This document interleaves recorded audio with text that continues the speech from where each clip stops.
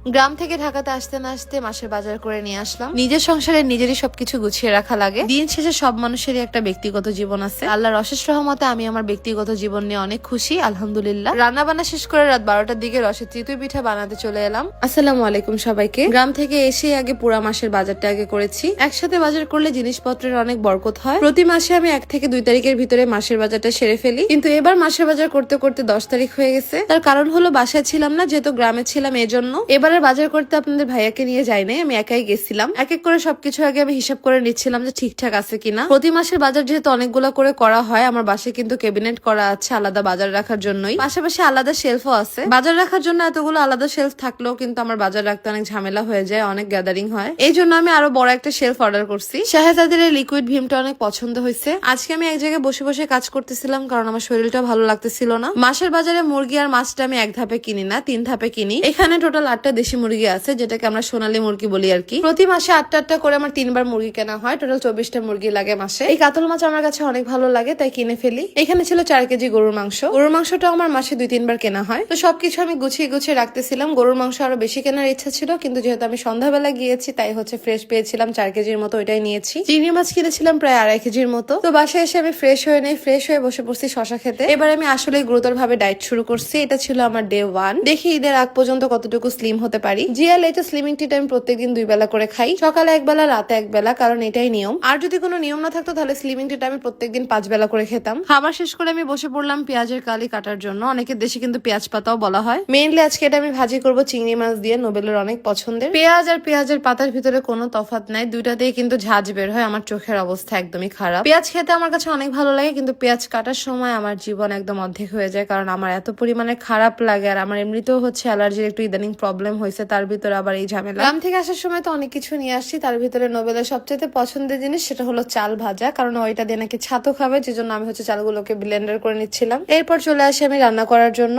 ছোট বড় মিডিয়াম সব সাইজে চিংড়ি মাছ দিয়ে আমি পেঁয়াজের কালি রান্না করি। শুরুতে আমি হালকা করে চিংড়ি মাছগুলো ভেজে নিব তেলের ভিতরে। দেখবো চিংড়ি মাছগুলো এরকম হালকা লাল হয়েছে, সাদা আছে, তখন হচ্ছে আমি এগুলোকে উঠিয়ে নিব। আমি এক এক করে সবকিছু সুন্দরভাবে গুছিয়ে নিচ্ছিলাম। একটু তেল ঝরা দিয়ে চিংড়ি মাছগুলোকে উঠিয়ে নিচ্ছি। পেঁয়াজ পাতা রান্নার সময় অনেকে কিন্তু পেঁয়াজটা দেয় না, কিন্তু আমি পেঁয়াজটা দেই। এরপর আমি এটাতে দিয়ে দিচ্ছি পেঁয়াজের কালি। টোটাল আমি 4 মোটা পেঁয়াজের কালি দিয়েছি। দিয়ে দিচ্ছি পরিমাণ মতো লবণ। এরপর দিয়ে দিচ্ছি হলুদ। অনেকে কিন্তু হলুদ দেয় না, বাট আমি দেই। ভালোভাবে মিক্স করে নিব। এবার আমি এটাকে সামান্য পরিমাণের পানি দিব, বেশি দেওয়া যাবে না, একদম অল্প। এরপর আমি এটাতে অ্যাড করে দিব চিংড়ি মাছ। তো এই যে এখানে আমার রান্না রেডি। আর এটা ছিল তার ফাইনাল লুক। আস্তে বড় একটা হাঁড়ি নিছি, কারণ আমি গ্রাম থেকে হচ্ছে রসও নিয়ে আসছিলাম। তো এখান থেকে হচ্ছে আমি 2 বোতল রস দিয়ে আজকে চিতই পিঠা ভিজাবো। এটা কিন্তু দুধ চিতই বানাবো না, রসের চিতই বানাবো। গ্রাম থেকে ভালোভাবে রস অলরেডি জাল দিয়ে নিয়ে আসছি, আর এখানে শুধুমাত্র এটাকে একটু গরম করতে হবে ভালোভাবে। হালকা গরম হয়ে গেলে এটার ভিতরে এখন আমি দিচ্ছি নারকেল। এরপর অপেক্ষা করব যতক্ষণ না জাল না ওঠে ততক্ষণ পর্যন্ত। যখনই দেখলাম এরকম জাল উঠে গেছে, তখন আমি চুলাটা অফ করে দিব। এরপর এরকম গরম রসের ভিতরে দিয়ে দিচ্ছি চিতই পিঠা। চিতই পিঠাও কিন্তু গ্রাম থেকে বানিয়ে দিয়েছে। দুধও দিতে পারতাম, বাট আমি দুধ দেই না, তাহলে রসের স্মেলটা আর পেতাম না। এটা ছিল পরের দিন সকালবেলা। এখন বাজে সকাল 8টা। আমি সকাল 8টার দিকে হচ্ছে রান্না করতে চলে যাই রান্নাঘরে। এখানে হচ্ছে কুমড়ো বড়ি ভাজতে দিয়েছিলাম। তো যাই হোক না কেন, এই ছিল আমার আজকের মতো ছোট্ট একটি ভিডিও। ভিডিওটি ভালো লাগলো অবশ্যই কিন্তু আমার পেজটাকে ফলো করে ফেলবেন, সবগুলো ভিডিওতে লাইক কমেন্ট শেয়ার করে ফেলবেন। আজকের মতো ভিডিওটি এই পর্যন্তই। আল্লাহ হাফেজ সবাইকে।